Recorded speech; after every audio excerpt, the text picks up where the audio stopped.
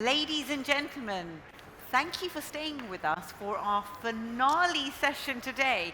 It is only the end of day one though, and we've got another 3 days of action-packed programming organized by our wonderful ENS organizers here today. I cannot take the credit. And I also just want to take this moment to say thank you so much to the whole technical team, because as you can see, we really are pushing all the buttons and pushing the boundaries to give you some really good entertainment as well as intellectual sessions as well. So inspiring the mind and getting us a little bit physical and a little bit excited as well. I'm hoping that the tech will all work. I have been given information by good authority that we've got very good audio people here, so that's brilliant to know. Without further ado, allow me to tell you that the next session is called Shooting for the Stars, because, as I said, we're really putting the bar right up there. I like to think maybe we're inspired by the UAE sending their very own astronaut on his long mission. He only returned a little while ago, Sultan Al-Nayadi, you may have heard about him. A crossover of technology reaching for the stars, as the UAE has done, and this particular session has a crossover with music and AI. So, you know, tech in a different sphere. This is going to be expertly moderated by Oscar Wendell, who is from MCH Global, and the guest speakers who are going to really entertain you are OG Arabian Prince, founding member no less than of NWA, and Fernando Garibay, who's the award-winning record producer. A lot more information, a lot more about their journey, and a lot more entertainment to come. Thank you so much for staying with us. Please do loosen up and enjoy this session. Without further ado, please do give our very finale guests a very warm welcome. Thank you.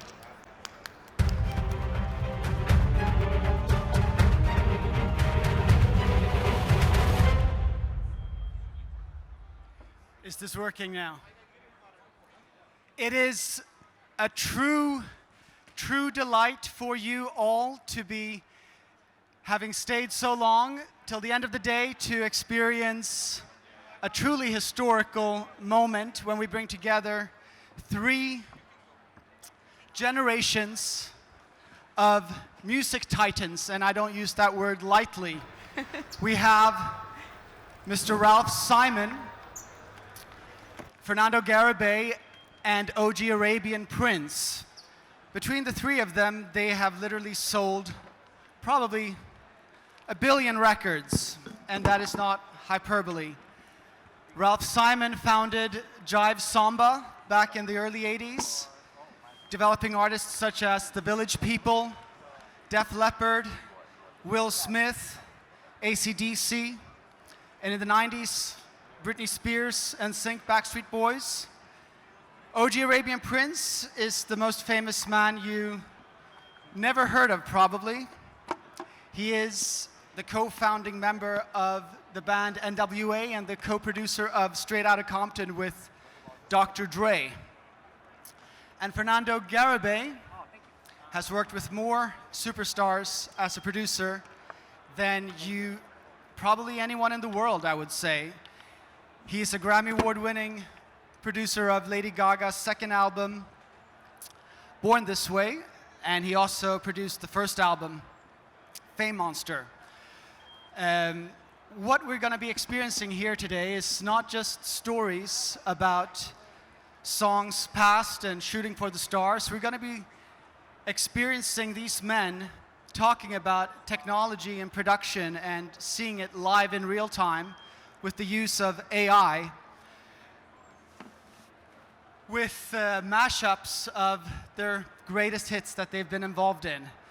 So I think we can soon be hearing some pretty suave beats, and I want to have Ralph entertain us for a while we get started. Well, I'd just like to say, those of you who watched the last session, Mike Butcher, who ran the session, is a fantastic,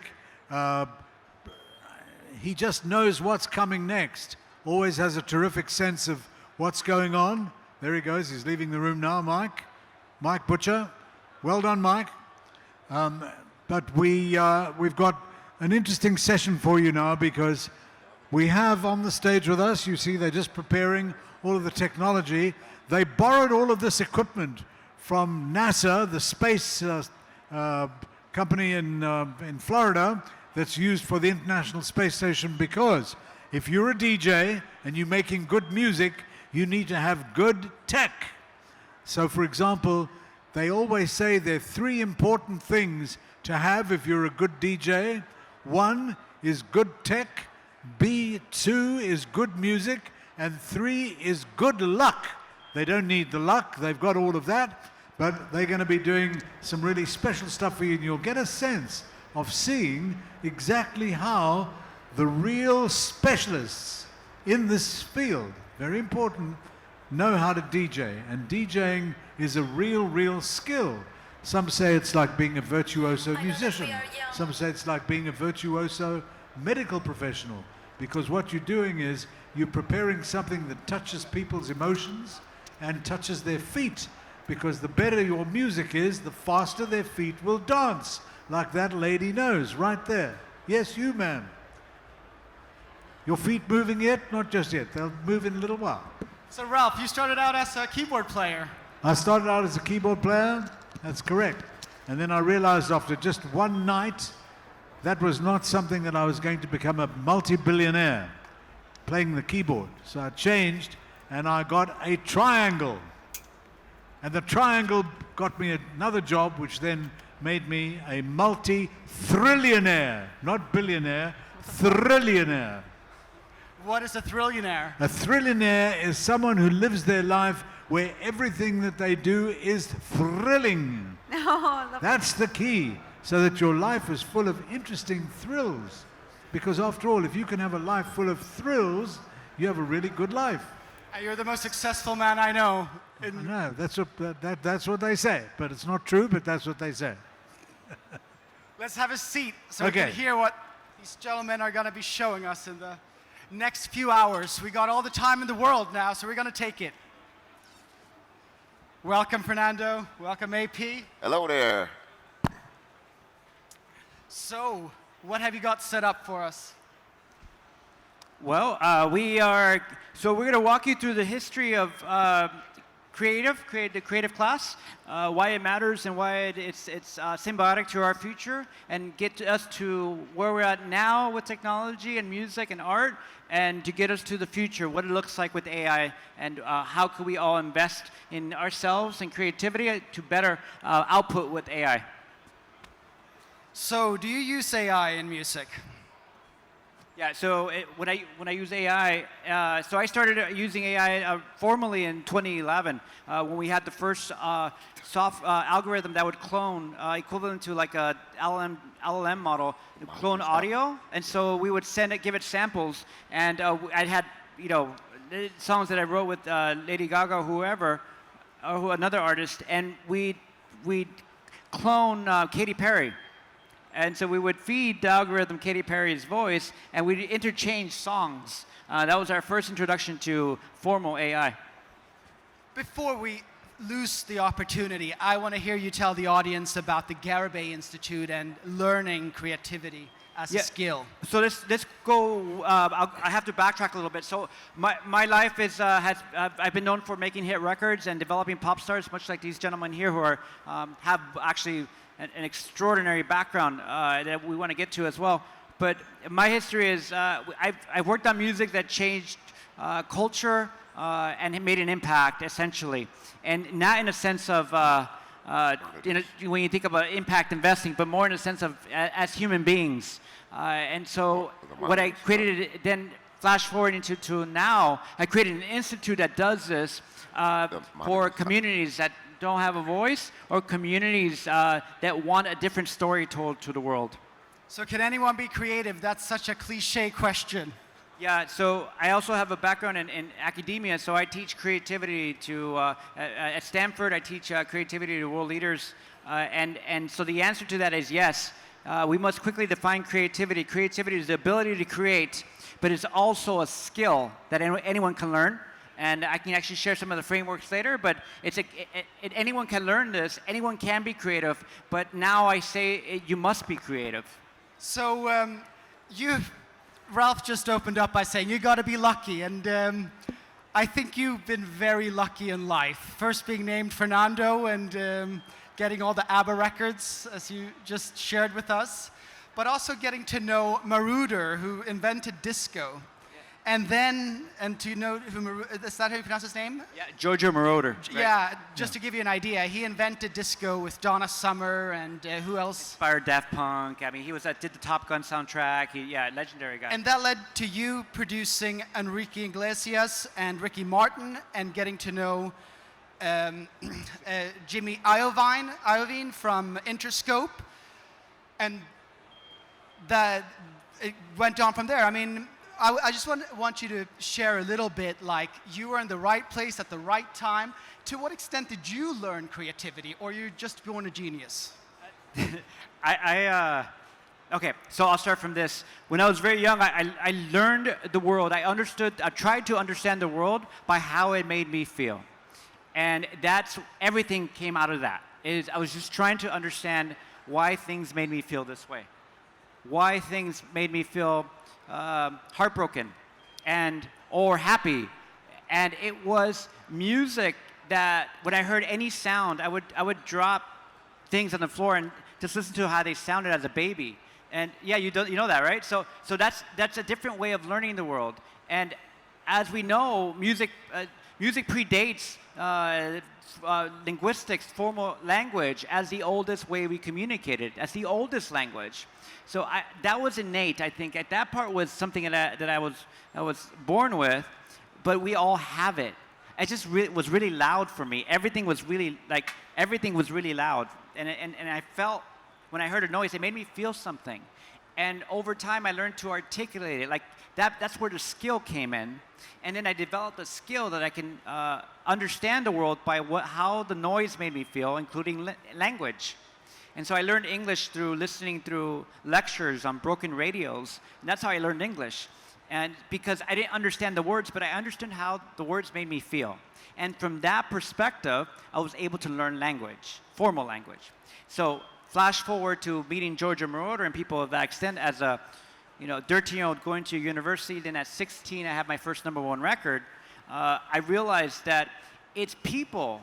It was people that, luck is made with good people, the people that care about you. So the key to my success, besides training, is people, my love for people.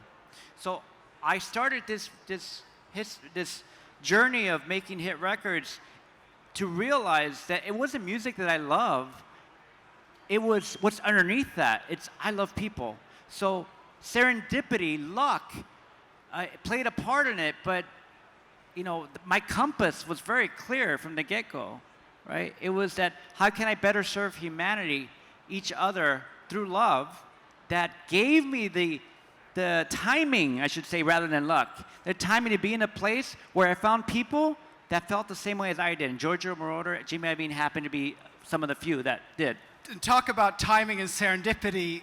I am so honored to have been introducing you with AP, and you're both from South Central. Can I segue this? Yeah. Okay, so we grew up in the same part of South Central Los Angeles, and I'll start on this end first, and we'll get to this really quick. But Ralph is one of the most prolific executives that ever existed in the music industry. Ever. From signing AC/DC, Ozzy Osbourne, one of the biggest producers of all time, Mutt Lange, and it's just a slew of artists that shaped who we are today.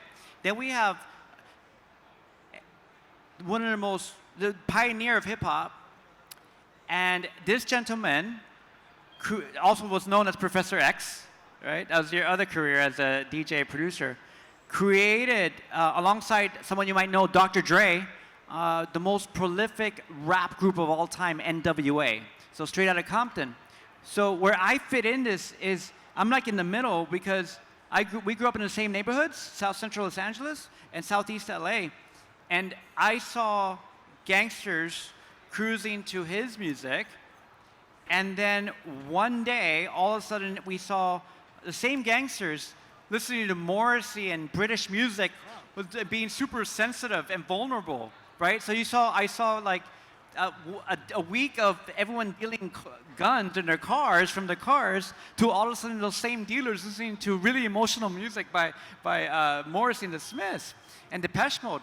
And what I realized is not only these two gentlemen have a massive influence on the music I made, but also that music has the power to shift reality. It has the power to shift perspectives. And I think NWA and your work has done that, at least in a very small part on my world and my side, but for society as a whole.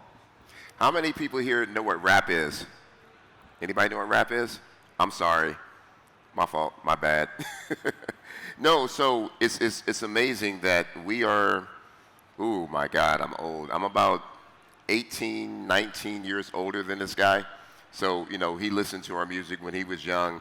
But where I grew up in Compton, you know, we did music that was a reflection of what was going on in our neighborhoods, what was going on in our streets. And, you know, we were blessed enough to be able to take the music as an avenue and the music as an expression to let people in the world know what we were going through.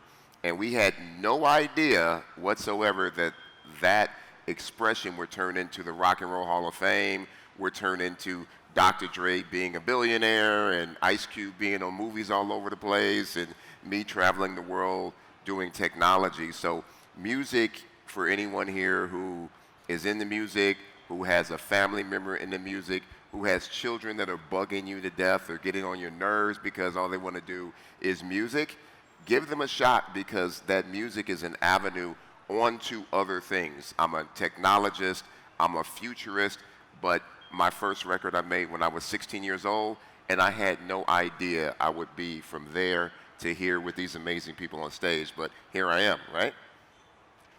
Yeah, what really unites all the three of you is your use of technology. Ralph Simon is mostly known these days for inventing the mobile ringtone, creating the first global market for selling mobile ringtones, and heavily involved with Web3 today. And Fernando, you've really pioneered music production with technology, and not least when you did Straight Outta Compton, and now as a tech entrepreneur and founder of countless companies.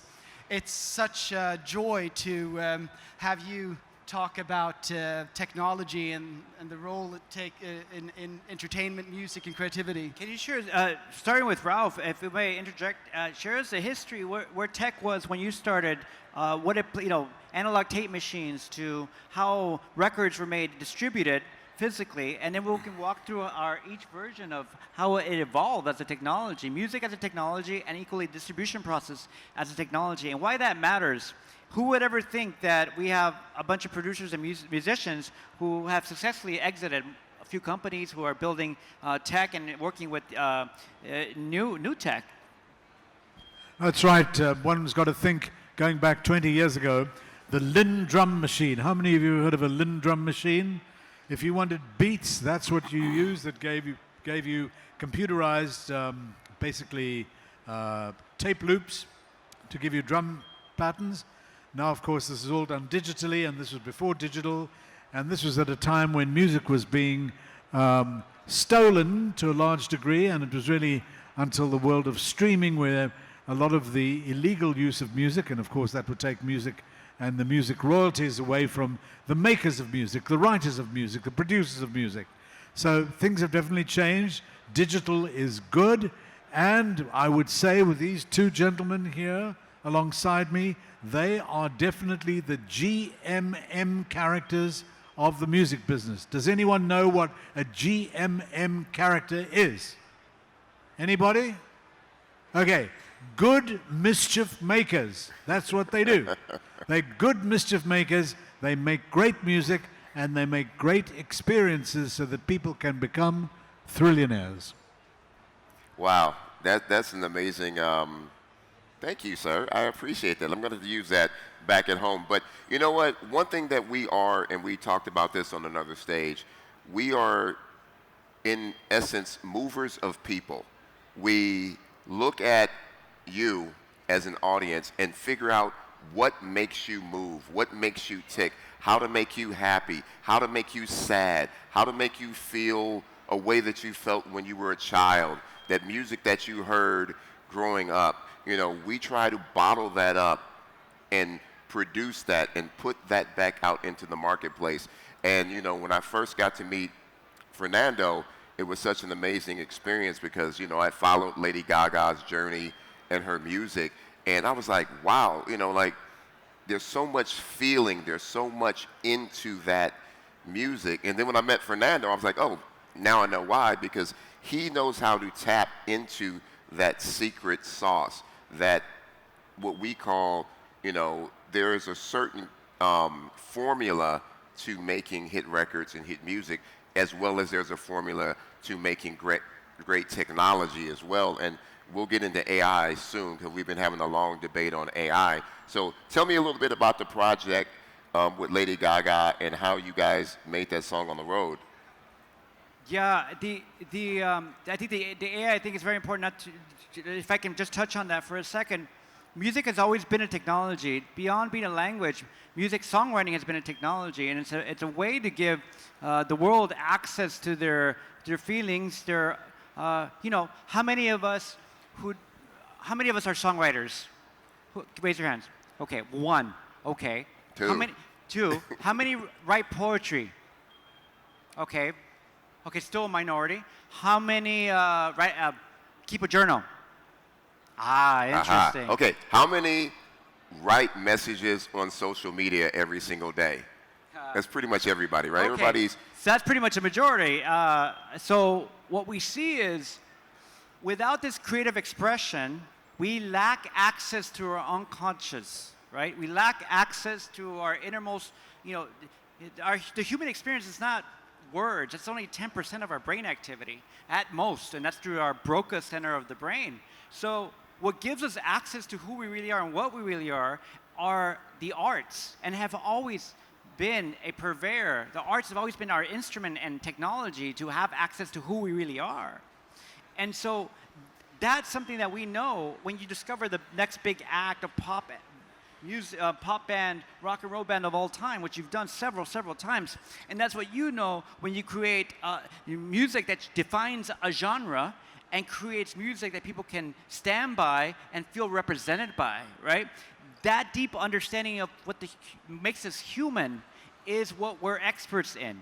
So what we realize as this space comes with ChatGPT is now a part of our everyday conversation, and we all use it, is AI is showing the world how valuable the creatives truly are. As we show what's not human anymore, we have to redefine and articulate what is human. And what is human is creativity, it's empathy, it's compassion, and it's these things that art has always helped the world understand. So if you don't write songs, great, we do it for you. That's why we're successful in what we do, because we can tap into that and give you that instrument for you to use to understand yourself. And that's what art is. So now you look at AI as a conduit of this, we see a future as creatives in which it's completely symbiosis.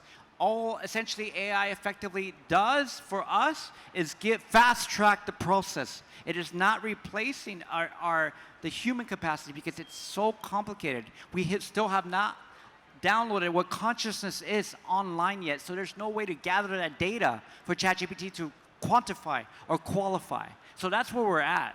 Yeah, and we're also at the point to where I'm getting lazier and lazier because of AI, because I have a watch on my arm. Instead of looking at my watch, I'll go, okay, Google, what time is it? Okay, Google, change the channel. Okay, Google, do this, do that. But one thing Google cannot do, one thing at this point ChatGPT cannot do, is understand my feelings, understand your feelings, understand who you are as a person, because it's pulling from an enormous database of world knowledge, right? But it's up to us to tell and teach AI how to serve us better, how to give us what we need. So, and this is this goes back to the consciousness question, right? At one point, so we can pattern recognize certain level of consciousness to a certain level of degrees, but we can't even do it ourselves yet. So we don't have enough of the the foresight in the development of these algorithms to be able to do that yet, because we don't know ourselves. But that's not the argument we're trying to make here. The argument we're trying to make, essentially, at least on my side, is that as we bring this automation into our life, we discover that we crave to feel more. And that's what an epiphany. The more connected we are, the more automated, the more our lives get, the barrier of entry to technology gets lowered, the more we realize how lonely we get after that process, right? So that's critical, because when we outline that very point, then you go back to, well, AI is telling us how valuable it is to be human, and how we could double down on being human and let AI take over the mundane stuff as keeping your schedule and telling you who you should network with, because it saves you time to be more human. That's exactly correct. That's right. But loneliness is a big issue, and something that really helps to quell loneliness is music that touches people. Just look at someone like Taylor Swift and the impact of her music with all of the Swifties all over the world, hundreds of millions. She's got this movie that's just come out of her live entertainment show. It's taken over $100 million at the box office. $100 million. To have a huge hit in Hollywood, you've got to have a movie that can gross more than $70 million, and she's done this in the first couple of days of putting out a film of her live entertainment. She is great. So are we going to hear some music today? Well, I think with this opportunity of having the three of you on stage, we should allow for some questions before we let loose.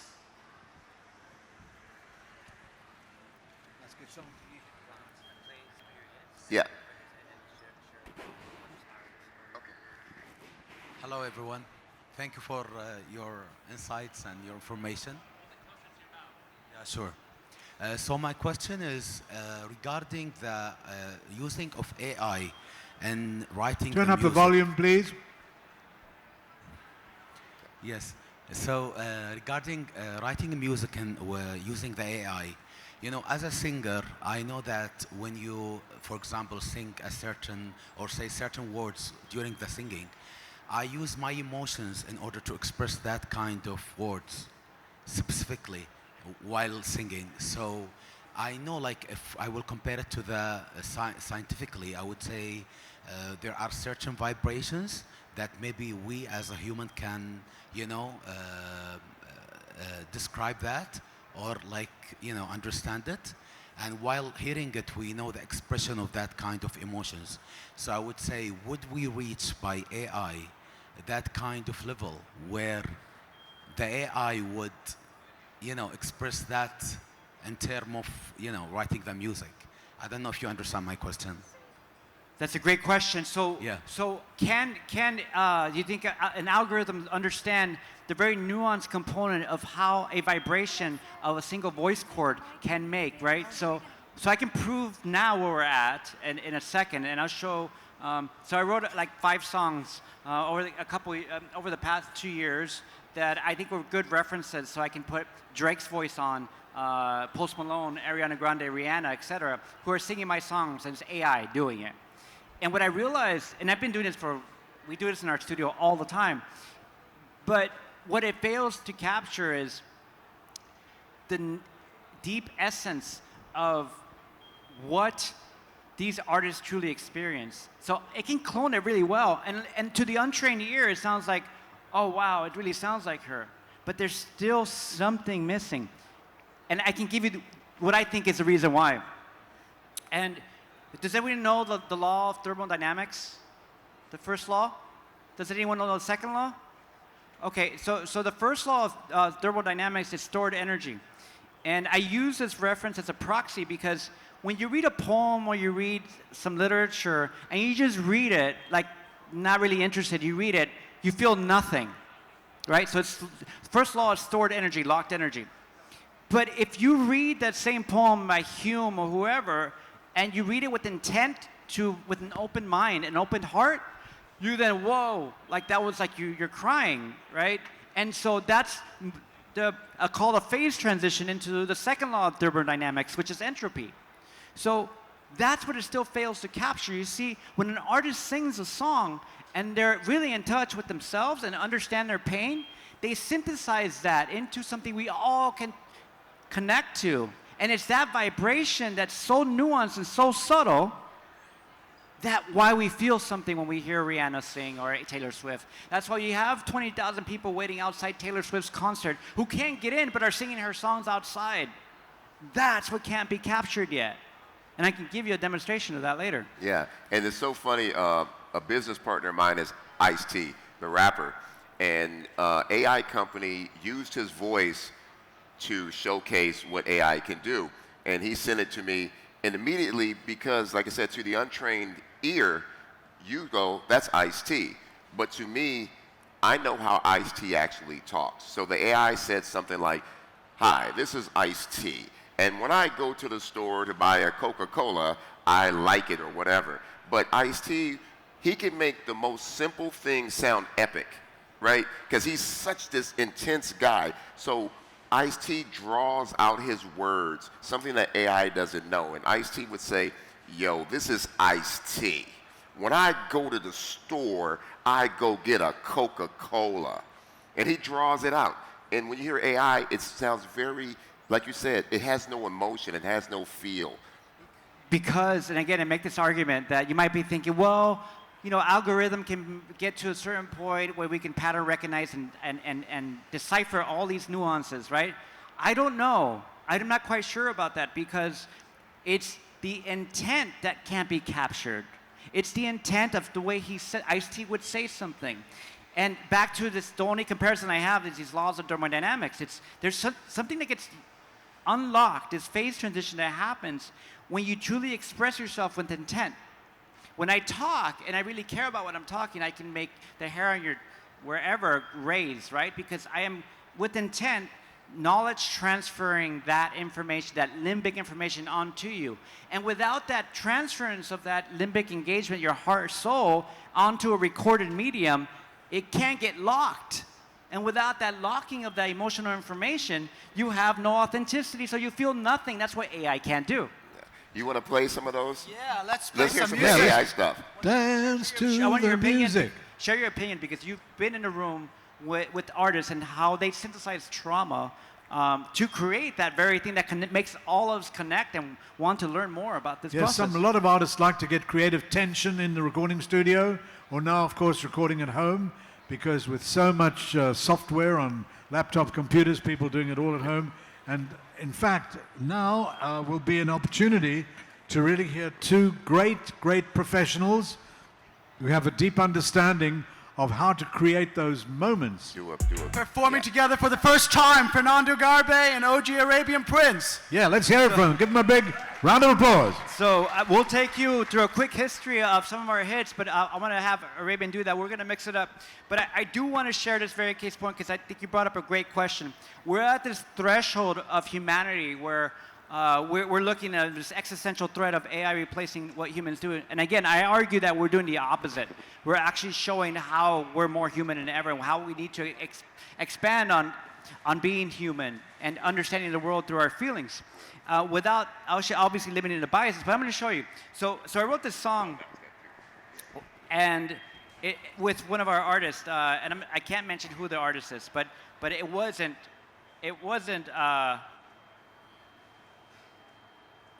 Drake. And so I'll show you the original. And here's the original with the original vocal.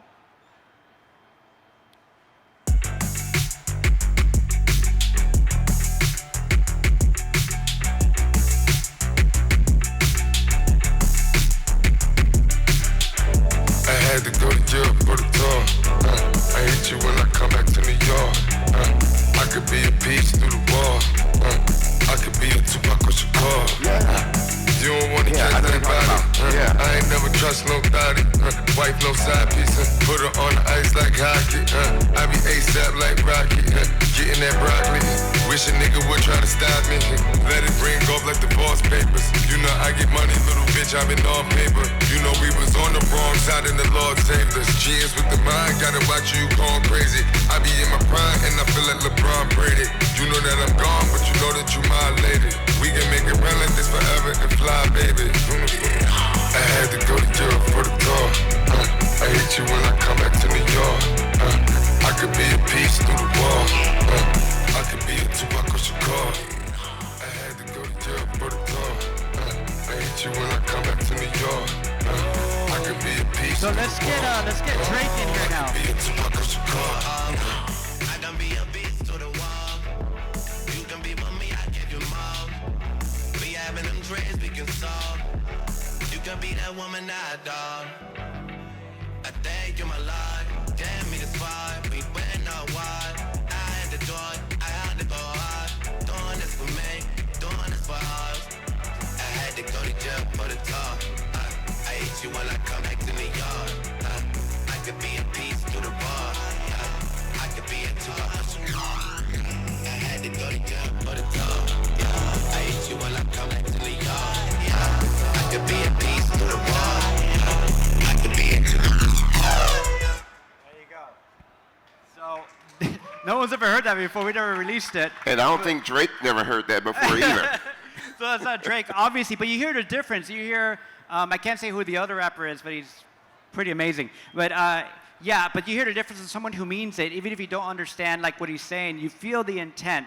And that's the big difference is we can get really close to faking it, but without expressing true intent, like what you're really feeling, like you can't discount all the struggle that you've been through in your life, and these masters who are able to turn that struggle into something you connect with. They're telling your story in which ways you can, right? And so that's the amazingness of what artists do. And I think we're going to start to show the world as time goes forward that that can't be replaced. Yeah, and one of the big issues right now with AI is, if you've seen on TV or you've heard, is that they'll show AI actor or an AI artist that's not the real artist. The problem is, and the legalities of it that are being fought right now, is the fact that who owns this content?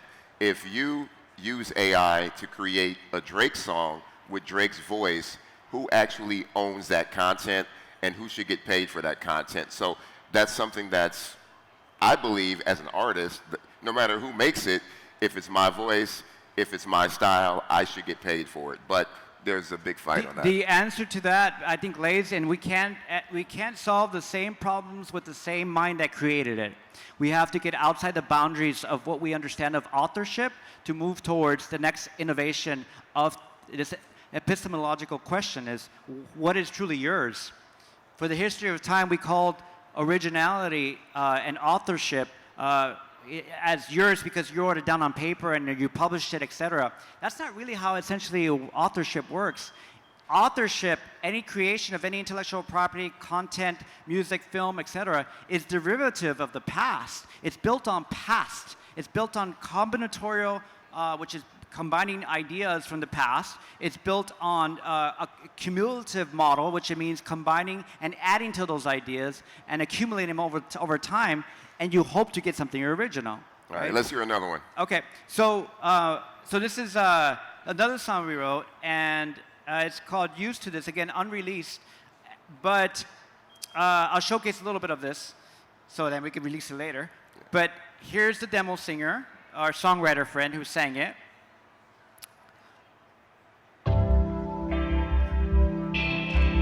And then I'll show you the pop star that sings after.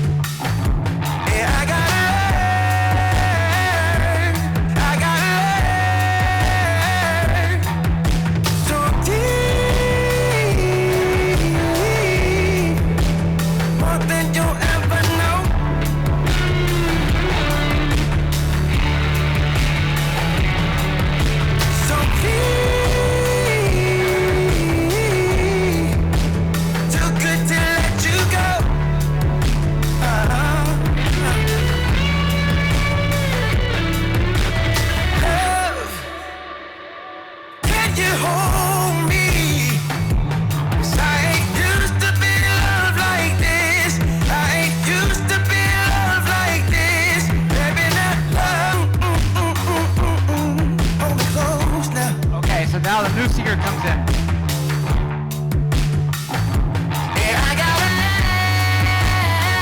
Rihanna. So deep, but then don't ever know.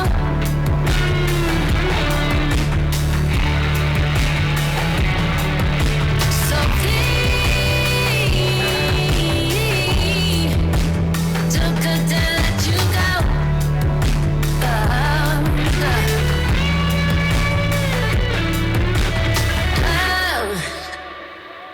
And you hold me.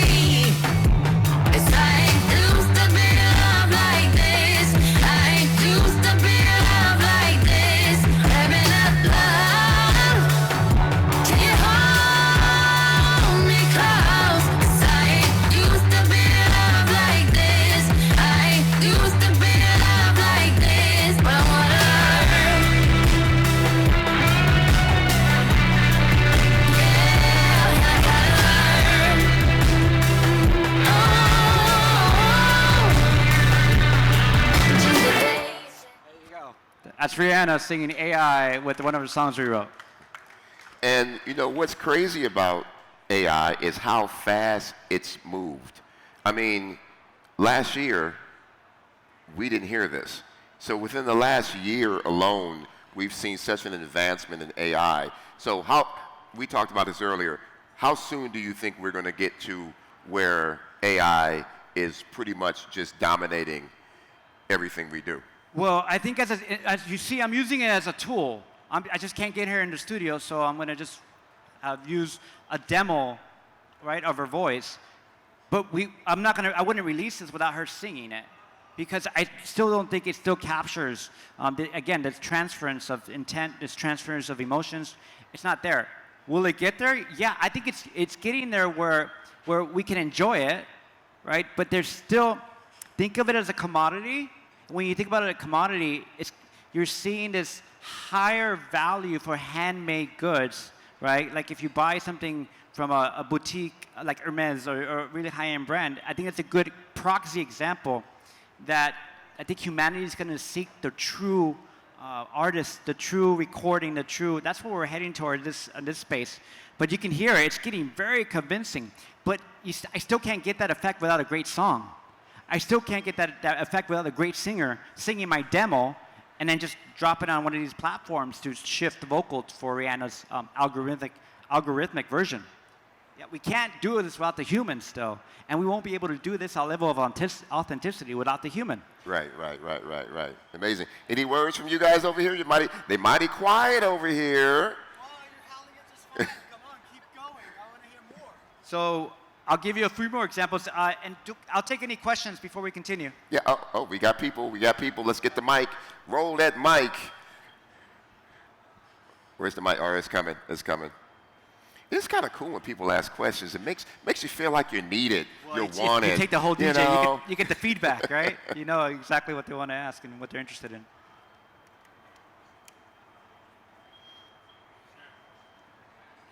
Oh yeah, perfect. All right. Thank you folks so much. I think there's such need for this kind of creative spreading like that we need in the world. And you folks are talking about pop culture, and there's something really beautiful about pop culture in terms of us being able to sing a song and share it and having this sort of communal experience. But I think also we need much more of the creatives. It's not like we can always benefit from more poetry, but we need more poets in the world, whether they're professional or the amateur. We always could benefit from more music, but we need more musicians and more jam nights and stuff like that. And I'm wondering your thoughts on how we promote and build this momentum in terms of as we're figuring out what it is to be a human in this crazy time. How do we get more of those creators and not have it just be about the commercial or the pop culture, but spread that around? Like maybe some of you artists could like spark dozens or hundreds of jams or creation experiences or something. I don't know. Yeah, I think it starts with education, and it sounds cliche, but the reality is, what I mean by education is, first of all, we must articulate very clearly that everyone is creative, right? It's a skill that we can all learn, essentially, through practice. And if you don't learn it as a skill, you limit your innovation, you limit the growth and evolution of humanity. And so specific to talent and poets and the creative class, I built an institute called the Garibay Institute to showcase a new value proposition for the creative class. And that is they're capable of telling stories of communities, stories through film, stories for empowerment and representation by empowering diasporas from around the world, from the Middle East to Mexico, by showcasing their art and working and learning from producers, filmmakers that are already very successful. That's the kind of arbitrage we do with the Garibay Institute, a healthy arbitrage that gives access of knowledge to communities that might not have this access. There's only a few of us, producers, filmmakers, that are at the top level. And then that's the question is you have to ask yourself, why are there only a few highly prolific creatives that can output at this level? One of the answers lies in the availability of distribution. But I think the bigger answer to that question is, why are they capable? Why are people like Ralph, like Arabian Prince capable of doing that high level of output? It's because they have a deep understanding of what makes them human and are able to synthesize their pain and their life experiences in something we can all relate to. And that's the key. That's how you get more poets, is to empower that knowledge to next generations. Hi. So just on the back of what you're saying, so it's like a two-level question. The first one is, so is it fair to say that there are some circumstances, like Lauryn Hill, for example, famously said she wasn't able to make another album after Miseducation of Lauryn Hill because of what she went through to get that content, right? Is it fair to say that under some circumstances, AI may never fit in music, circumstances like that? Right, because you were saying about Adele as well, similarly. Secondly, I'm wondering, when you're speaking to artists, what are the conversations that they're having about this at this moment in time? Like, how do they feel about it? Have you had conversations with artists, Ice-T, others, about this, and what are they saying also? Yeah, so I'll speak to the first one. There's something interesting in what you said. If you're into hip-hop or you knew who a rapper named the DOC was. He was part of the NWA camp. He was one of the top, not DJs, one of the top rappers at the time, the DOC.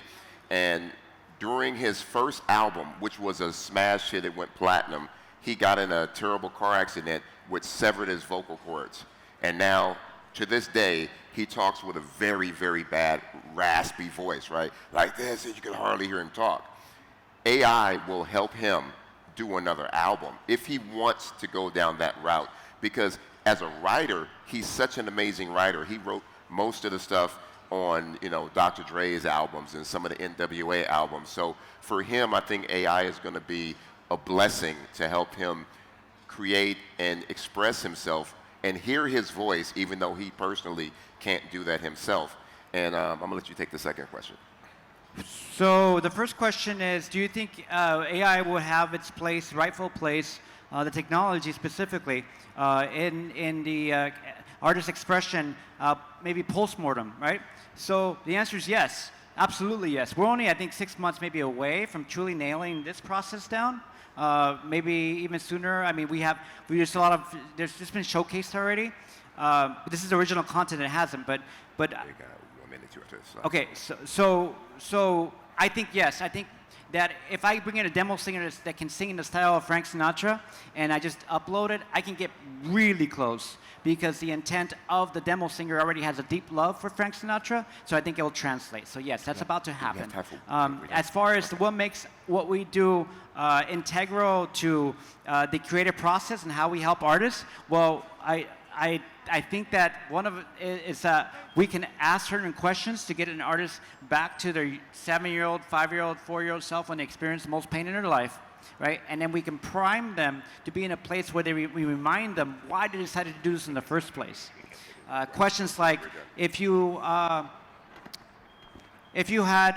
only one moment that changed your life, what was that moment, and how did it relate to music? And so some of these artists would answer, it was when my father played this one song before he walked out of our lives.